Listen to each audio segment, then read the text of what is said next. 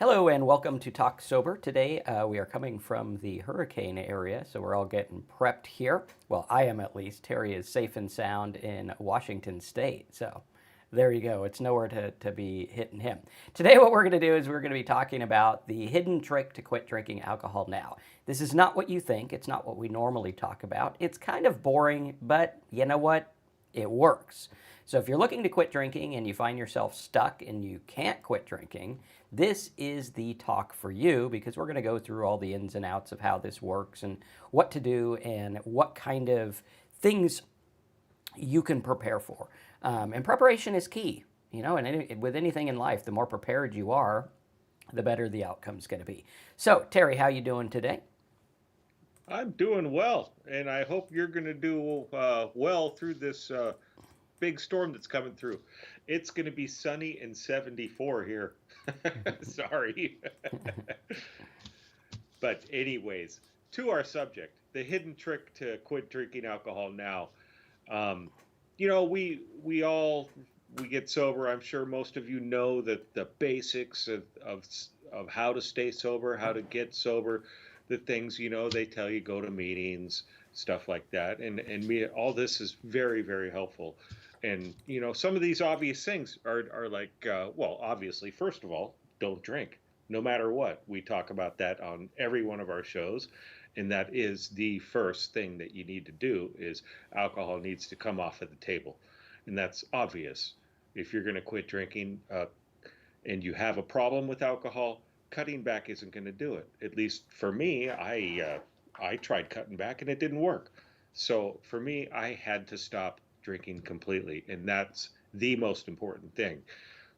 But there's other things, like stay away from your triggers, like don't go to bars, stay away from parties, things like that. Especially in that early sobriety. Early sobriety is a key time to really concentrate on sobriety, and these are the I'm talking about the obvious things here and stuff that you're told, whether you go to rehab or you quit on your own or you have some people helping you in the meeting rooms or something like that. But the other stuff would be like, watch out for those relapse warning signs. And that goes along with kind of what I just said, maybe not going to bars or certain things that may make you drink or, may not necessarily make you drink, but might drive you towards that drink, like staying away from stressful situations, things like that. These are obvious stuff, as I'm saying, but another one that we talk about, and we've talked about in quite a few of our shows, is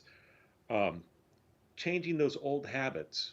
And even simple ones like I always drive home from work this way and I go to this liquor store. Well, maybe changing the route that you take home, something as simple as that, might help you. Is it going to keep you from drinking? No, but all these little things will help you stay away from that drink. And there's other stuff like, well, obviously you should probably get support. Most people that try to quit on their own, and I think every one of us that have managed to stop drinking have tried quitting on our own, and it just doesn't work. We need support. We need people to help show us the kind of the way to stay sober, and the best way is by somebody who has gotten sober, and they can show you what they did, and they can kind of help you through what you're going through. So support is a huge thing, and that's definitely important. Um, Another one that, and this is starting to get sort of into the things that we don't really hear about too much. And the first one is try to find some balance in your life. Now, sometimes I've gone to a lot of the meetings in rooms of AA and stuff like that, and some of the people they go to 5 meetings a day, something like that. And I'm not saying that's bad. Some people need that. I never did. I always did 1 meeting a day, and I did go to 1 meeting a day, and I still go to some, and they're helpful.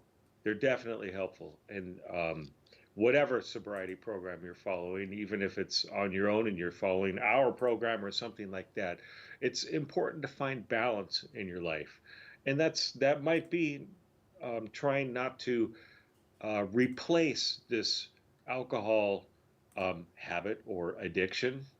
which is really what it is, but with something else. I know some people that they get sober and they become a runner, and all they do is run, and it affects the rest of their life, and in a negative way.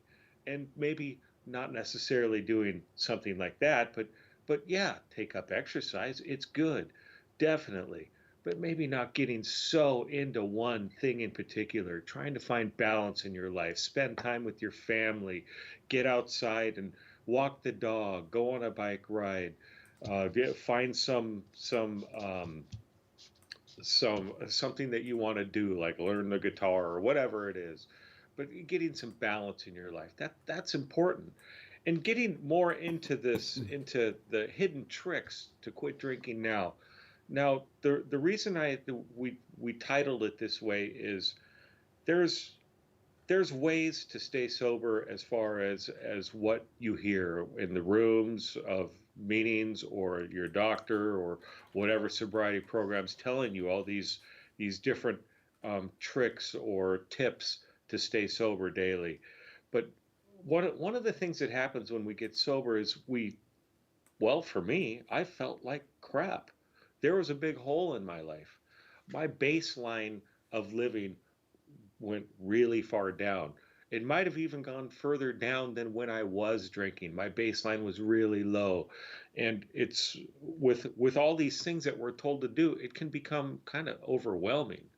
You know, it's it's difficult to to do some of these things that people are telling us to do when we just feel like crap, basically. We don't want to do anything. That's the way I was. I was very much not motivated. It took me a lot of effort to do some of these things that people were talking about, especially this stuff like go hang out with other sober alcoholics. You know, I was like, I don't want to, I'm fine alone. I'm a loner. I'm good all by myself. You know, that's kind of my thought process. But it's important to develop this baseline. And for me, well, for the baseline can be you can develop this. It doesn't happen right away.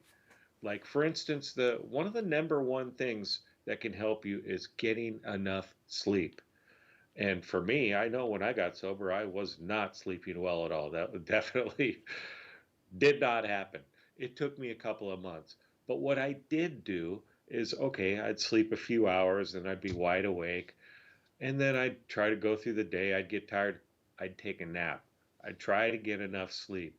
And this is kind of some of the boring things or at least it may sound boring or mundane, but these things are important to develop that baseline of living to where you can pursue these other things and pursue things in life like pursuing your career or spending more time with your family or something like that.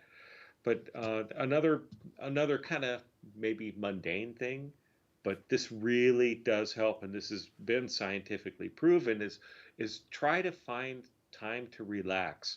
And I'm not telling you to go become a guru and meditate and do all this. Relax.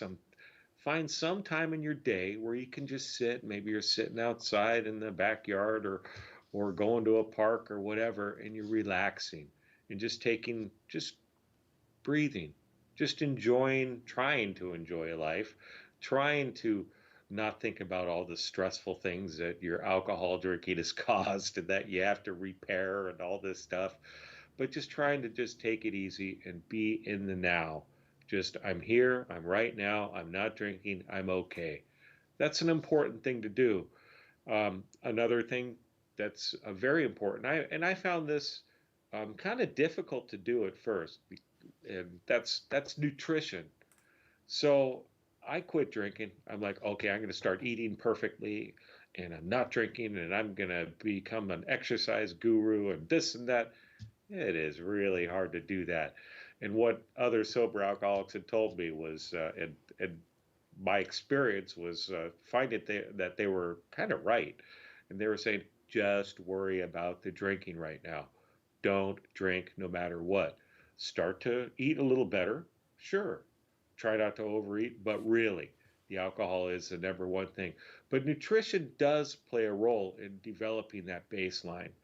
And for me, I started to slowly start to eat better. I eat quite a bit better now.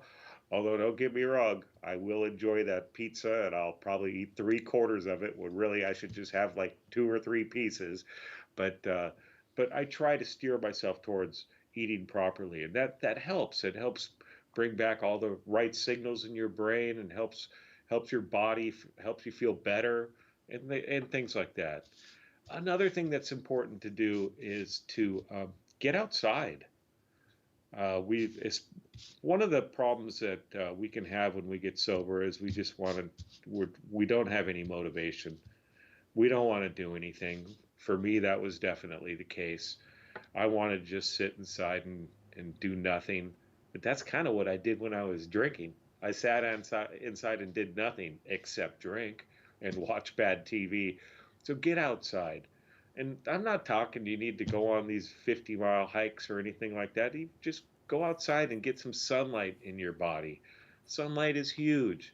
It's part of the reason I'm always in a good mood because I do get outside a lot.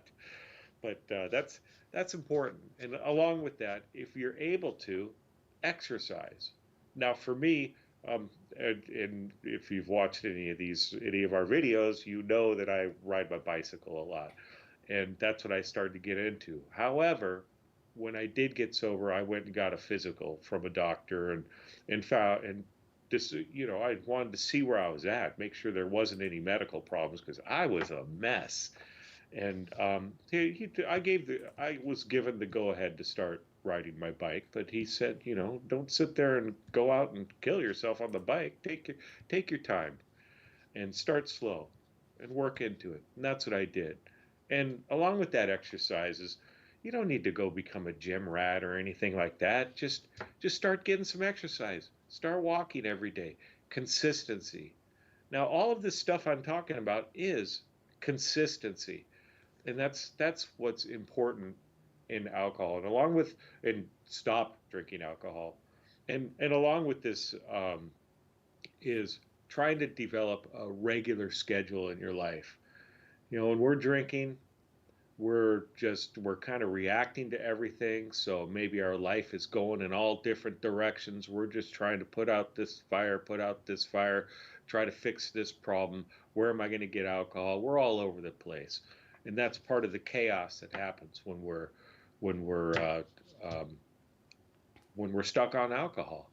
And so for me, what I've done is I developed a regular schedule. That's and especially that early sobriety.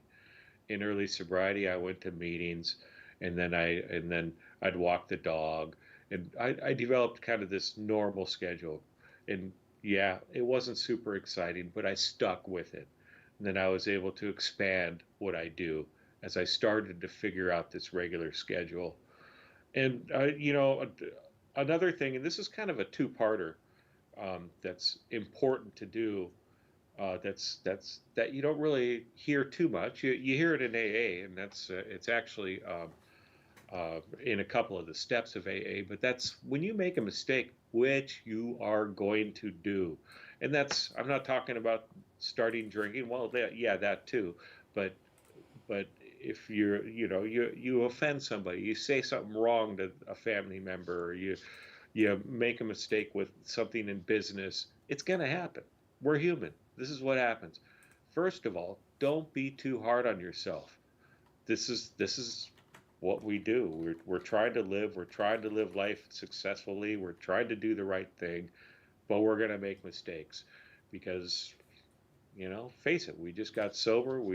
For me, I didn't really mature in my living for decades because all I did was drink. So for me, I had to learn, and you kind of learn by mistakes. That's the quickest way to learn. But when you make those mistakes, confront the mistakes right away. Take care of them.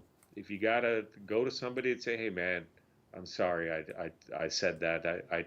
I will try not to do it again." Notice I didn't say I'm sorry. You know, and definitely make your amends to the person, but assure them that you're not going to do it again and don't do it again. And so these are kind of some of the basic things that will help build up that baseline for a person that's trying to stay sober, you get this baseline up, and it's a lot easier to do these other things like go to meetings and stay away from the bars and things like that. For me, alcohol gave me these high highs, but it also gave me these really low lows. Now, when you get sober, one of the hardest things to deal with is those high highs, especially in that beginning sobriety, they don't happen. They don't happen nearly as often. Maybe the highs are going to be just a little bit, but the best thing is the lows aren't going to be so low. You're not going to be making those huge mistakes that cause you problems in your life. You're going to make the little mistakes that you can deal with, that you can fix. And so that's the beauty of sobriety, is that life just becomes a lot easier this way. And you will still have these high highs. They're just not going to be that super high that the alcohol gives you, that feeling, the party animal type thing. Um, Maybe you're not going to quite get that, but I certainly have lots of good times in sobriety, and sobriety is a great thing, and I wouldn't trade it for the world. So, Marcus, what do you think about all that? Yeah, I mean, I think that really the key to quit drinking is to realize that drinking is number one the problem. A lot of us blame everything but the drink, which makes it very difficult because you're never going to know that drinking is the entire problem until you quit drinking. But you know that it's the problem because of the fact that you can't quit drinking. So it's kind of a catch 22 where it's like, okay, I know this is the problem, but it's also the solution, so I can't get rid of it because if I get rid of the problem, then I'm going to have more problems and no solution. However, we're not realizing how big the alcohol problem is. We're not realizing what it's actually doing to us and how it's changing the way that we think and feel. When we talk about boring things, it is boring. Looking at, okay, I don't drink anymore, that's a boring kind of thing. Now, can I do fun stuff? Sure. I will tell you though, the first 1 year of my sobriety, we did a few fun things.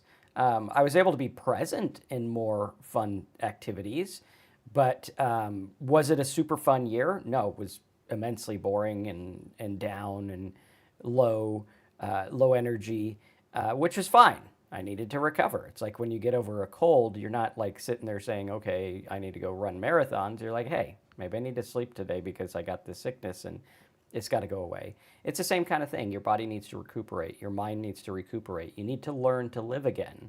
And learning to live again is kind of boring. It's like, the person who loses the ability to walk. Like my brother, he was in a very bad car accident.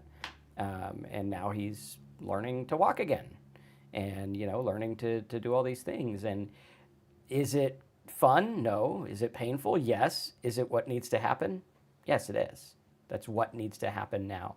And I think as us alcoholics, we live in this fantasy world that life is a lot more hurried and exciting than it is. Like if we were to look at Terry's life before or my life before, like he was sitting there watching TV, drinking and eating probably not good food. Same with me. I was sitting there, I was working. I had this idea that I was this, worldwide entrepreneur, but I was really just an idiot running his business into the ground because I was drinking. And, I thought that that was an exciting life, but it really wasn't. It wasn't what I wanted. It wasn't what I needed. And it certainly wasn't fun. Now that I look back at it, it's like, okay, yeah, I mean, is it really fun if you have to take a drug or a drink to make it seem fun? No, it's not. Now I have a lot more fun in my life. Life is a lot more exciting. Staying sober is a lot more exciting. I go to meetings. I don't think about drinking anymore. I don't care about drinking anymore. I mean, even now in the midst of like hurricanes and worry and stuff like that, here in Florida, there's kind of a joke that, you go to the grocery stores here, they're out of water, bread, and booze. That's what they're just out of all of that. Because people, they get drunk, and I guarantee the people who drink and go through hurricanes don't fare as well as those who don't. And starting to understand that, you know what, sometimes it's okay to be a little boring. Sometimes it's okay to be sad. Sometimes it's okay to be happy. Some days you just feel like shit. Some days just suck. Some days it's just a win to not drink. Even if you want to drink and you don't, that's a win. A lot of people look at it and they're like, okay, is that really a win? Is that really something I can chalk up as good? Well, yeah, you can, because you didn't drink. And every day you don't drink is a win, because it's chalking up another notch on your belt for a new way of life, a new way of thinking, sobriety. It's proving to yourself, because if you think about it, I remember in rehab they talked about this built-in forgetter that forgets all the bad but remembers all the good. And that is how it is with alcohol. You remember the good times, but you don't remember the bad. And what happens is, when you go through those boring days, your mind is going to be signaled, hey, I made it through that and it wasn't that bad. Made it through that sober. It wasn't bad. I came out okay. Actually, a little bit better than okay. And over and over and over again, as you do this, it's going to train your mind that you're going to be okay making it through these things without drinking. And that's the key, is understanding that we don't have to drink to get the result we want. We don't have to drink to feel the way we want to feel. That's in us anyway. So why not harness that without the drink? It's much in the same way where people look for validation outside of themselves, right? If you go out there and you're like, oh, that person thinks I'm attractive or smart or good, and you're hardwired to get a feeling from them. You're like, okay, if that person says this, then I will feel this. But it's a silly rule that you made up in your mind. Realistically, you could say, well, I can feel that regardless. I could just elicit that feeling in and of myself, because the feeling came from me. Like, they didn't magically say, oh, well, now that I approve you, you may feel good. No, your feeling good is something that you can control. And to show you how this works, I mean, here in, affluent America, where, a lot of people have nice things and nice ways of life, you will have people that don't feel good if they don't make $1 million a year. And you'll have people that feel fantastic if they make $75,000 a year, because their goals are just changed. Is there much difference? Well, yes and no. But do not both those people have the same feeling in and of themselves? Is that not something we provoke? Like you look at it and, right now, with all the stuff going on in Florida and the hurricanes and everything, it provokes fear. You go on the highway, you'll see this. People are rushing and doing what they got to do. And there are some places where that makes sense, and there are some places where that doesn't make sense. And there are people like me that, your fear radar goes off the charts when things go crazy, and you have to calm it down and be like, hey, you know what, you're going to be okay. But no matter who you are, because here, me with a hyperactive fear radar, mine goes off the charts. Someone maybe who's in a different place that has more to worry about might not have that. So it's our bodies and our minds producing that feeling. It's not the chemical so much. It's our minds, much like alcohol. Oh, I can't relax without alcohol. Really? Because there's literally probably 2 billion people on Earth that can relax without alcohol. Maybe even more than that. And realizing that these emotions and feelings are states that we can achieve, and we don't need alcohol. And what I would do is say, okay, if you're going to go out there and find the hidden trick to quit drinking, and you're going to do that without drinking, and you think it's boring, make the goal of figuring out how to feel what you want to feel without drinking. This is something very interesting. I found that, listening to a talk or a book on tape, or simply relaxing or telling myself a few things can calm me down. And sequentially, something like that. One of those fancy words I never learned because I didn't go to school, was, the anxiety completely went away. Completely. I'm talking I have to go look for it now. Where before, I had to look for peace and serenity and calmness. Now the anxiety is just gone. I don't even know where it's at. And life has slowed down. And maybe it's partially, not drinking. I think it's a lot of that. And this is actually an interesting thing too, because, Terry and I are a little bit of age difference. And sometimes I think, okay, maybe it's being, in my 40s that calmed me down. Well, Terry was I think you were probably in your 40s when you drank, yeah? close to Oh it. yeah. Yeah. Yep. And his anxiety was probably there.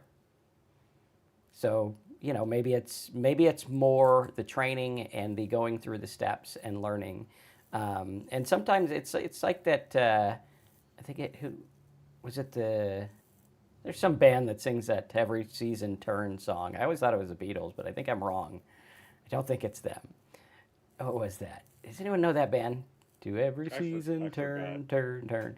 Yeah, Yeah. but it's like that. There's a season for everything in life. And when you're drinking, after you quit, there's a season to recover, there's a season to feel better.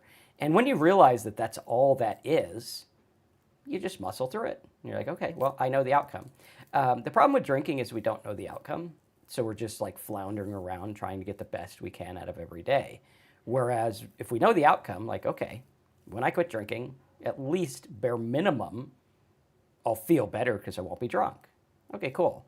At least bare minimum, I can actually work on my anxiety without having a chemical control my anxiety. Oh, that's cool. Okay, cool. One of the things also I know a lot of alcoholics when they get sober, they talk about is this mountain of time they have available. Right? Like, wow, I'm sitting here, and before I thought I had no time at all. Now that I quit drinking, like I got all the time in the world. You're just sitting here like, okay, what am I going to do now? And that's an illusion. The fact that you thought you were busy was an illusion brought by alcohol because you're never doing anything. You're sitting there drunk and you can't accomplish anything. And now we can make goals. We can set ideas. We can relax. We can go through life and realize that I don't have to live life on my terms. I can just take things as they come and set my sail where I want to go. Right? I can't change the waves, I can't change the stuff, but I can change where I set my sail. And that is going to direct you. And being able to make rational choices and live non reactionary is key. I mean, that has absolutely changed my life. I'm sure with you, Terry, it's changed things for you as well, where we're like, okay, this is now I can actually drive the boat instead of like running around in circles in the boat hoping it goes the way I want and getting mad when it doesn't. And then I'd be like, oh well, maybe someone should be at the steering wheel. I don't know. Maybe that's a good idea. You know. Hopefully I can get my earpiece here. Seem to be having adjustment problems. There we go. Yeah. Oh, by the way, congratulations, Creation, on 21 months of sobriety. That song is done by the Birds. The Birds, that was it. There we go. The Birds, Birds with a yes. Y. Yeah. And what you're saying definitely rings true with me, Marcus. David said if you do go to bars, restaurants, let your bartenders, waiters, friends know that you're not drinking and can't. Use them as support. They're usually very happy to help. This brings up another point as far as and yes, definitely that's what I've done. I've been open with the fact that I can't drink with my friends, and I don't hide it. Some people, maybe business wise or for some other legitimate reason, they're not willing to be open about the fact that they don't drink anymore. So it can be a bit of more of a challenge, but really, for me, whether I tell people or not, it's not a challenge because somebody offers me a drink. I just say no, thank you. I don't need to explain why. You never need to explain why. Just no, thank you. That's it. It just ends there. But the point I was going to say about what David is talking about is his honesty, and that's that he's being honest with himself right there. And that's super important. Um, and when you develop this baseline of living that I was talking about, that allows you to be honest with other people, honest with yourself, and that can help you in not drinking. And for that particular instance, going to bars and restaurants. And once again, I recommend staying away from the bars. I'm not saying stay away from restaurants, but don't go sitting at the bar when you're in early sobriety. It's just a recipe for disaster for most. I mean, sure, you might be able to do it. I've done it here and there, but I just don't make a habit of it. But um, being open with it, as far as, you know, letting your friends know, no, I don't drink, and please help me keep from drinking. And they'll, if your friends, if they're good friends, they're gonna call you out on if you're going in the wrong direction, definitely. So that's an important thing. Yep, absolutely. So yeah, very interesting. Any other comments, questions, or concerns or anything? Let us know.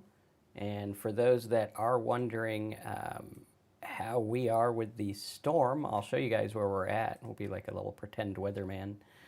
We are like right here above the little H by a tiny little smidge. Um, so yeah, we will get some effects. It could be pretty crazy. So appreciate all your thoughts and things, all that stuff. But yeah, it'll be an interesting one. And sometimes, it's funny because not funny, but here in Florida, a lot of the locals they just go out and drink during hurricanes, which I absolutely probably would have done back in the day. Um, but I don't think it's a wise thing to do. Like I look at how how much more rational we can be not drinking. Um, you know, so I mean, it never solved anything. I guarantee the people who don't drink during the hurricane are going to fare a lot better than the people who do, um, which is interesting. But at any rate, when things like that happen, it is interesting to look at, and it's interesting to be able to be rational and look at things realistically. Because one of the things that alcoholics have, which I have, is OCD. And I sit here during times like this and I look at sites like this and I'm like, okay, how's it going to be? How's it going to affect everything? And sometimes it's a good thing, sometimes it's bad. But back when I was drinking, I had a very big version. I still have it today, but I had a very big version of catastrophizing everything where like literally I'd be like, wow, we're goners. And you have to look at it rationally and be like, okay, well, what is the actual effects? What are the people that know things? What are they saying? And how do I be rational about it? Like if I lived in Tampa, would I leave? Of course I would. I would be gone already. And looking at things that you can do rationally and looking at things that can help you. And when dealing with stuff like this, it is always best to stay sober, no matter what. Always best to stay sober because you're just going to make bad decisions when you drink. It's going to make your OCD go worse. And then guess what? The morning after, you're going to be hungover and you can't fix anything.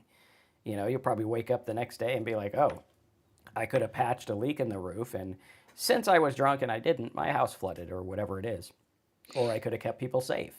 And drinking really, really changes the way we respond and think and act. And I could say after being 10 years sober, it is so much better to be sober than to be drunk. Making decisions is so much better sober than being drunk. I mean, it's night and day. There is no comparison at all when you look at that. A lot of people, they think that they need it, but we don't. So that's my Yeah, little spiel on that. no, yeah, you have really good point. And for me, um, when I was drinking, what caused a lot of stress was during times like that. Now, where I lived, we did not have severe storms, but there was some stuff here and there. And what I always worried about, like the fires, there's definitely fire zone. And the one thing that I always worried about was, okay, I'm drunk, and what if I need to leave?